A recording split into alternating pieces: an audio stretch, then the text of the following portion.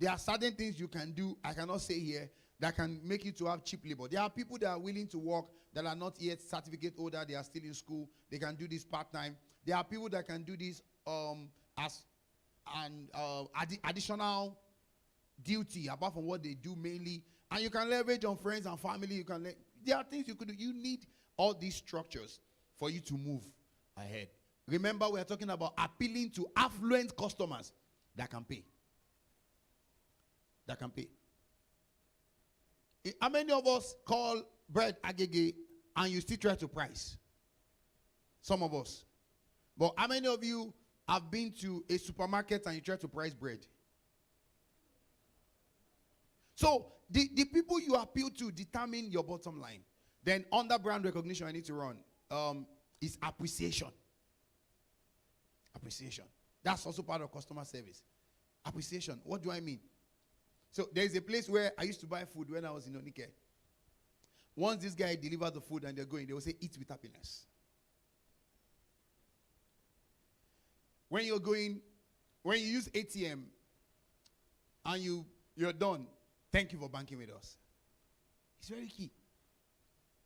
And sending messages like that to your customer once in a while is very key.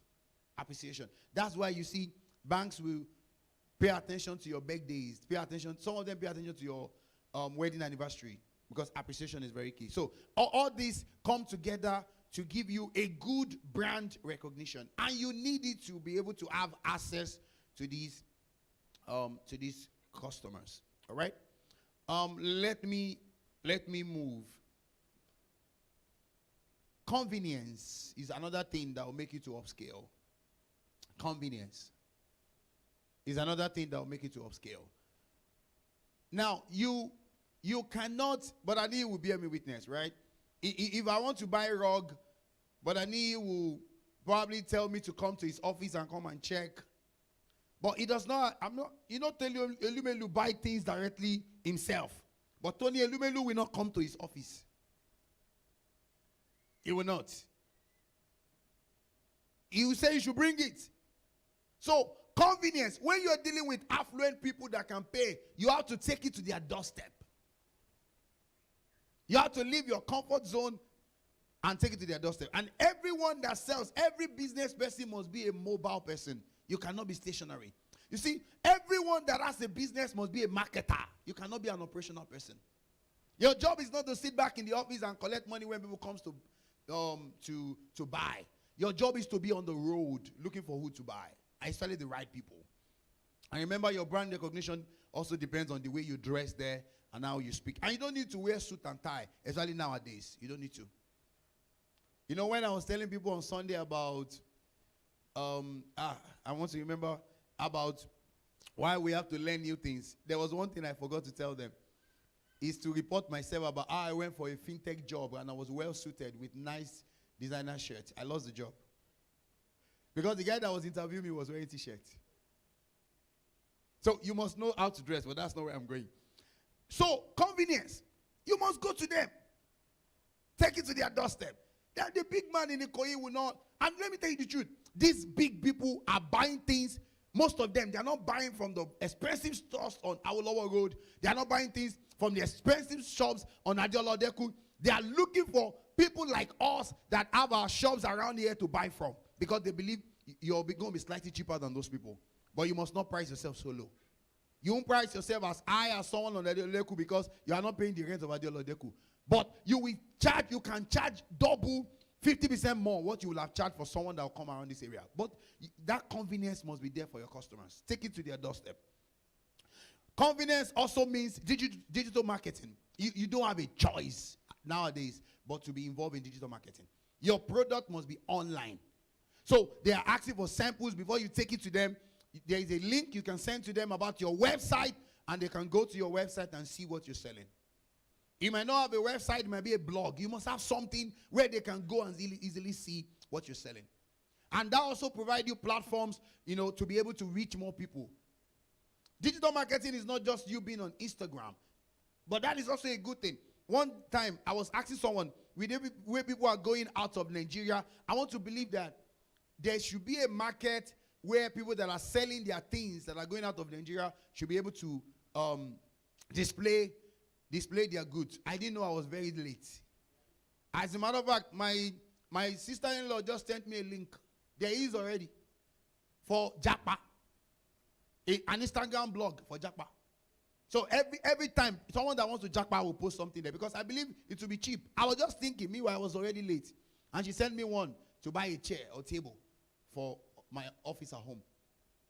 So digital marketing is key, and people are buying. People are buying on that platform. People are buying. And please, I beg you, Facebook is almost outdated. Be there, but don't stay there. Instagram seems to be the in place where you can really market. And there are other, but I'm saying that have a blog, have a very active Instagram page. You see, the WhatsApp status, a lot of us post things. You've forgotten that only the people that have you on their phone can see your status. So it's a very false, very not too, because you don't have affluent people stored on your phone, and they have not stored your number on their phone. So putting your goods on WhatsApp, they will not see. Are you aware that only your people that have your number on their phone can see your WhatsApp status? Why is good? But know that all those your Ijebu people are the ones that are saying it. So put it on Instagram.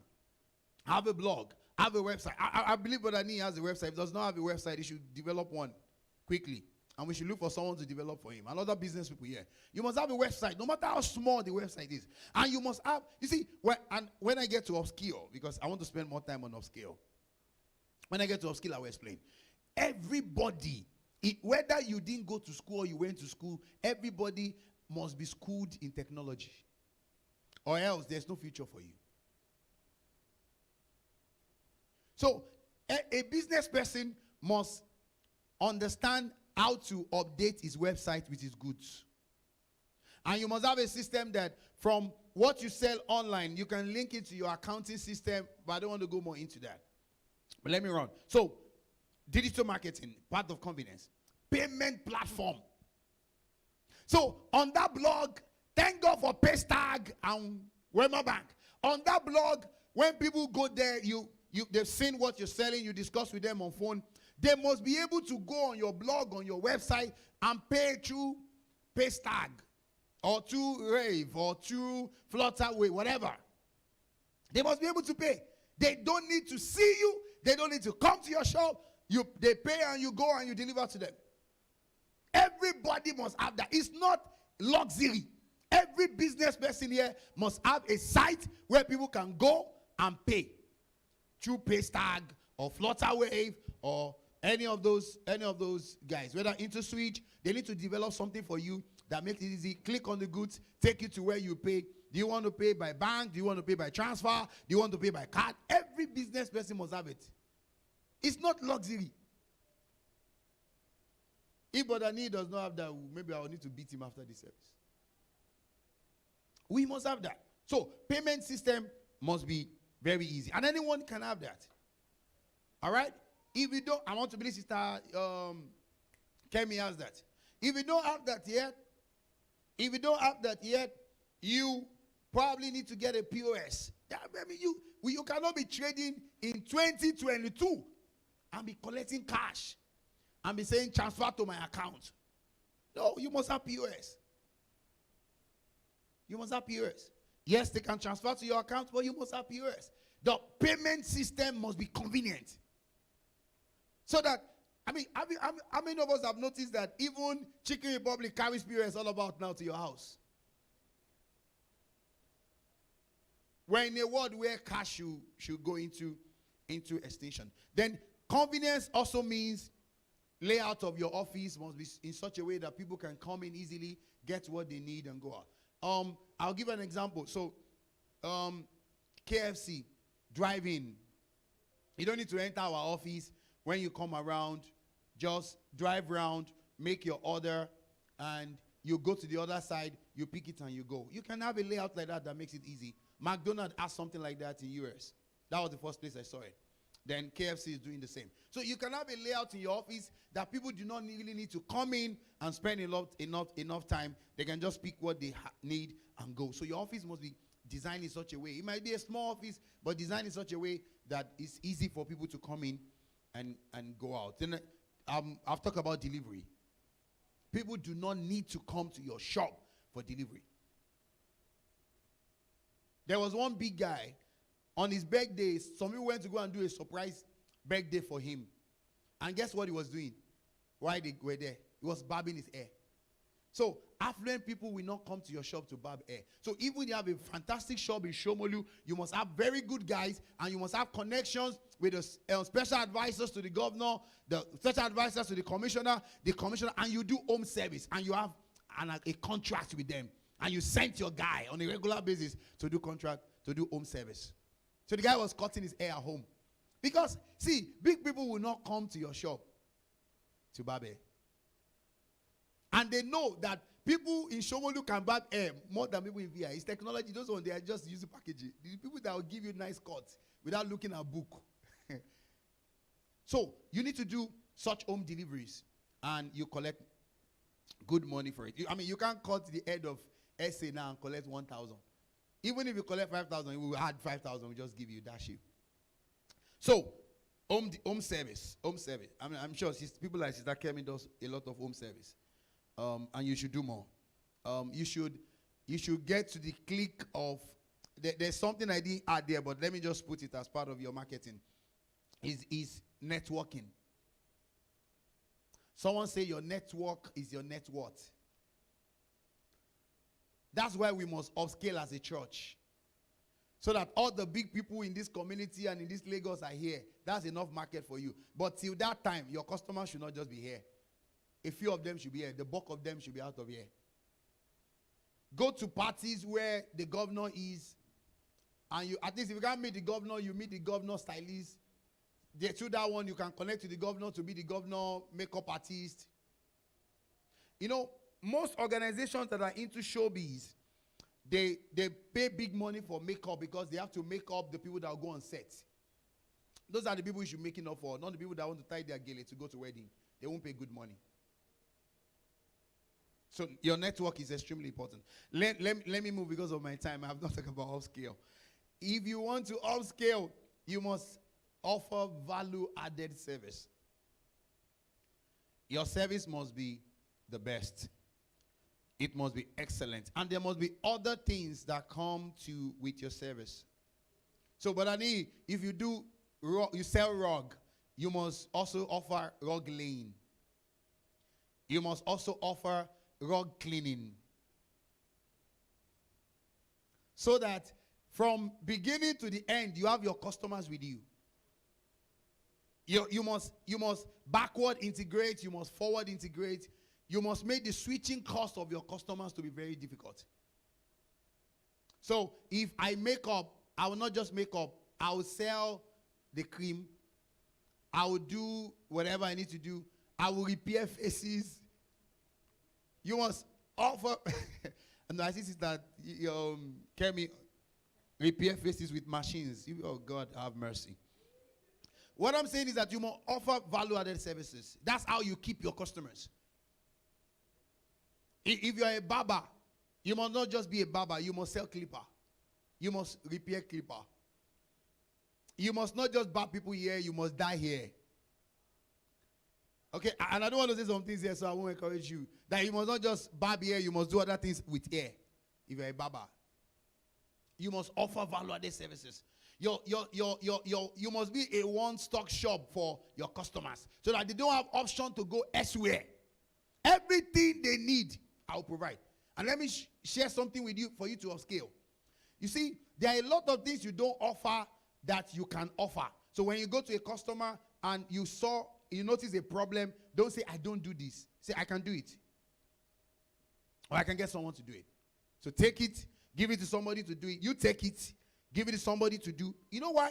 If you bring that guy, you might lose your customer. So you take the job, you give it to him. Even if you're not going to make any gain, but your customer knows you are the first person to call when I need this thing.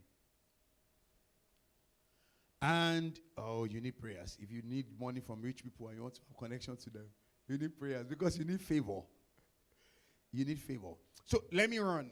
So that's upscale. Let me talk about upscale. And I've said this one is when we are advancing our skills through training, which is crucial. Now, why must I upskill? Why must I upskill? One is to upskill, you are preparing yourself for the future of work. Your future, proving yourself. You know, during lockdown, private schools were running, including nursery schools. But tertiary institutions owned by government were shut down because some of those lecturers, as brilliant as they were, they could not operate Zoom. That's the truth you will not hear. They could not operate Zoom. Some of them, see, when I did my master's several years ago at Warri Business School, and the school has remained number one based on FT ranking on distant learning. They already have this thing we call black collaboration. They already have software that we're using to take lecture. All the notes, all the lectures recorded, your results, everything was online. Everything. The only time I had to go to school was like 3 times because they wanted to see me for 5 days. And the only time I had to write the exam physically was when I went to British Council in 3 years. Everything was online. That was 2015, 2013, 2014. So your lecture time pops up. You open the black collaboration. Zoom was not active then. You open the black collaboration. You see a lecturer. He talks to you. You can pass questions. He will answer. Everything was online. If I have to do my assignment, my exam was a thesis, which I have to write every time on that subject. Then he'll give me time to post. Then I'll post it online. I'll go there to check my result. I needed no interface. I wanted library result. I'll go online and see. So how could lockdown have affected such a school? Because they were school of the future. So you need to upskill because that is what will make a full proof of you in the future. If you want to be relevant, you need to upskill. That's why I was telling business people, technology is no longer a specialization. But I need technology is not a specialization. It's a tool for everybody. Whether you went to school or you didn't go to school, you must know how to use technology. Or else, no job for you tomorrow. No job. A time is coming, and write it down, where there will be no need for a petrol attendant. No need for a petrol attendant. Can I shock you? By the grace of God, I've had the opportunity of driving abroad. You go to a filling station, there's no petrol attendant. What do you need them for? You get to the machine, you put in your card, because, you know, America or anywhere, they don't use cash, right? Even if they use cash, you go to one shop, you collect a receipt, a slip. You slot it into the machine. Once you slot into the machine, it recognizes your payment, or you put your card, it recognizes your payment. Then you press what you want to buy. You bring out the nozzle, you sell, and you put it back and you drive. I don't know how. I mean, how many of us notice that all these guys that drive, all these men that drive yellow bus are not driving Uber and Bolt? When you enter Bolt now, you see people with. Because I don't know why people were still entering yellow cabs. I just couldn't fathom it. They charge as high as Uber, and you still enter. It can only be because you are not aware. So you see them now, they are the one driving Bolt. Because if you don't upskill, you're going to go out of extinction. So it makes you to have a future proof of yourself. Then it increases your success rate due to better collaboration. Like I put here, I said, technology will continue to rapidly change the way organizations operate. In response, companies and their employees must consistently add to their technical knowledge and skill set. Job requirements will be changing, therefore skills must be changing. Can I beg those of us that are teachers here today, can I beg you that get to understand the best way to teach in today's world? I'm saying that because your employability depends on how you can deliver your lectures in tomorrow's world. And tomorrow's word for us in Nigeria is yesterday's word already abroad.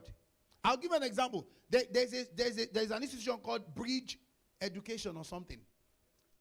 Bridge Edu. Edu Bridge. Thank you. And they use, I remember them, we used to support them at work. And they use tablets for delivering lectures to students. Everything, all the modules on the tablet. How many of us? Yeah? Now, I think they were the one that El Rufai gave the educational system in Kaduna too.